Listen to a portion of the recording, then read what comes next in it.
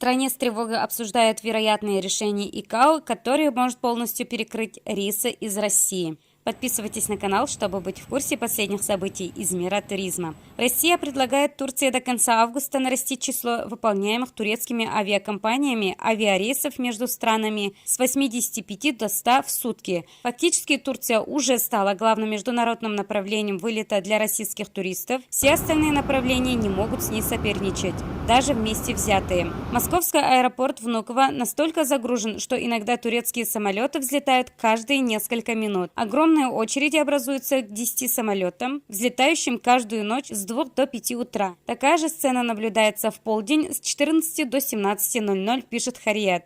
Издание также уверяет, что для россиян за последние 5 месяцев аэропорт Стамбула буквально стал перевалочным пунктом номер 1 в Европе. При этом турецкие эксперты делят российских туристов на две категории. Аэропорты Анталии и Бодрума наполняют прежде всего те туристы, чей путь заканчивается в Турции. Они летят на отдых. Еще примерно 30% добирается через Стамбул в другие страны. Также через Стамбул прибывали желающие остаться в Турции. И это серьезно сказывается на ценах. Билет на рейс Москва-Стамбул или Санкт-Петербург-Стамбул почти сравнялся по ценам с билетом Стамбул-Нью-Йорк.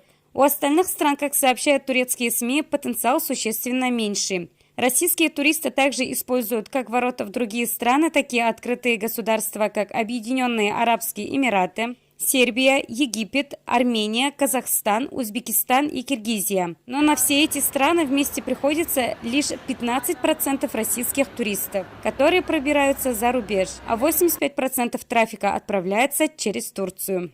Поэтому в стране с тревогой обсуждают вероятные решения ИКАО, которое может полностью перекрыть рейсы из России.